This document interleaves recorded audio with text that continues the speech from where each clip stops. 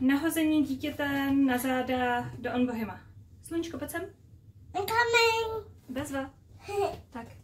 Like this? Tak, nožičky do popruhu. Nožičku do popruhu. Jeden popruh. Druhý popruh. Wow. Tak. Tak. Nahodíte samozřejmě libovolným způsobem, klidně zvednutím ze stolu. Já si ji naložím na záda takhle. Tak. Nadám si popruhy. Dobrý, prosím tě, Toní, neboj.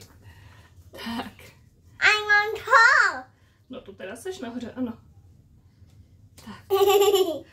Teďka si srovnám, kde mám. Wow. Tady. Podchytím si to pod nožičkama.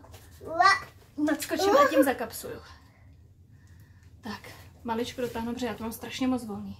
Wow. Teďka si, Toňa si vyndá ruce správně.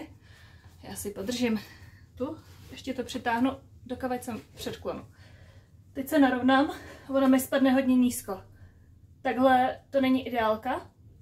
Já teda mám teďka ještě jako dost popruhu na dotažení. Takže já si dám ruku pod Toní zadeček, chytnu opačný popruh, nadskočím, nahodím ji a dotáhnu. Teďka vyměním ruku, chytnu popruh, ještě si maličko nadskočím, tím ji nadhodím a dotáhnu ji. A jak vidno, tak teďka je úplně extra vysoko.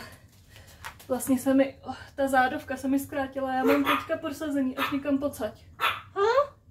Dobrý, sluníčko, to je v pohodě. Teďka mám podsazení až tu zádovku mám teďka podsazenou až někde pocať.